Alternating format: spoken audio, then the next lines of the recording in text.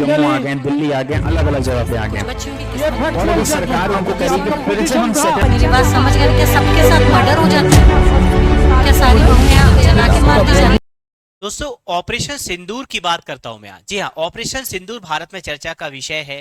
ये ऑपरेशन उसका नाम है जो कि पहलगाम में कायराना हरकत की गई थी आतंकवादियों के द्वारा, उसके प्रतिक्रिया स्वरूप जो ऑपरेशन चलाया गया था, और उस ऑपरेशन में जो एयर स्ट्राइक पाकिस्तान के आतंकी ठिकानों पे की गई थी, जी हाँ, उन्हीं जो मेंबर थे, जिसमें एक थी कर्नल सोफिया कुरैशी और दूसरी थी व्योमिका सिंह। तो कर्नल सोफिया कुरैशी से रिलेटेड जुड़ा हुआ यह मामला है। जी हाँ, मध्य प्रदेश के एक मिनिस्टर हैं विजय शाह, उन्होंने कर्नल सोफिया को कहा है आतंकवादी की बहन। जी हाँ, टेररिस्ट की सिस्टर के तौर पर बुलाया। जी हाँ, पूरा स्टेटमेंट बता देता हूं। उन्होंने अपने एक भाषण के दौरान कहा कि उन्होंने हमारी बेटियों के सिंदूर उजाड़े तो उसका जवाब हमने उनकी बहन भेजकर उनको दिया है। इसका मतलब इनडायरेक्ट वे में उन्होंने कर्नल सोफिया को उन आतंकवादियों की बहन कह दिया है। और इस मामले को मध्य प्रदेश हाईकोर्ट ने बड़ी ही गंभीरता से लिया है और सुमोटो कोनियंस लेकर के डायरेक्शन दिया है, और मध्य प्रदेश के डीजीपी को बुलाकर कहा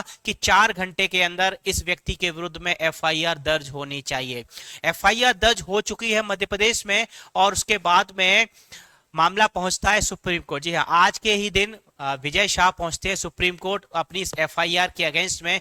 एमपी हाई कोर्ट ने जो ऑर्डर दिया है उसको स्टे करवाने के लिए सुप्रीम कोर्ट पहुंचते हैं, लेकिन सुप्रीम कोर्ट ने भी कह दिया है कि आपने जो बयान दिया है बहुत ही शर्मनाक है। यद्यपि वह भी तब जब आप एक अच्छे पद पर, आप एक मंत्री के पद पर बैठे हुए हैं और आपके मुंह से इस प्रकार की वाणी, इस प्रकार के शब्द शोभा नहीं देते हैं।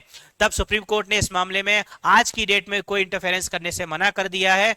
कहा है कि अगर यदि आप कोई रिलीफ चाहते हैं तो आप मध्य प्रदेश हाई कोर्ट जा सकते हैं, लेकिन इसकी हियरिंग कल सुप्रीम कोर्ट में होगी। जैसा भी होगा ये कल पता चलेगा। लेकिन फ्रेंड्स, मैं यही कहूंगा कि इस प्रकार के बयान देते समय नेताओं को, पब्लिक फिगर्स को अपनी जुबान पर कंट्रोल रखना चाहिए और हमेशा ये देखना चाहिए कि देश एकजुट होकर, जी हाँ, ये सबसे अच्छी बात है कि जब भी बात भारत पर आती है तो हम सारे धर्मों को भूल करके हम एकजुट खड़े होते हैं। हमारा उद्देश्य, फिर यहां हम जात पात को भूलकर हम सिर्फ हिंदुस्तान होते हैं, हम सिर्फ इंडिया होते हैं, इसके अलावा हम कुछ नहीं होते। तब ऐसे मामलों में इस प्रकार की बयानबाजी करके कुछ लोग यदि माहौल खराब करने की कोशिश करते हैं तो यह सरासर निंदनीय है और ऐसा बिल्कुल नहीं होना चाहिए। दोस्तों, इस बारे में आपकी क्या राय है कमेंट करके जरूर बताइएगा। वीडियो यदि अच्छा लगा तो लाइक करिए, शेयर करिए। Thank you so much. Subscribe for more content.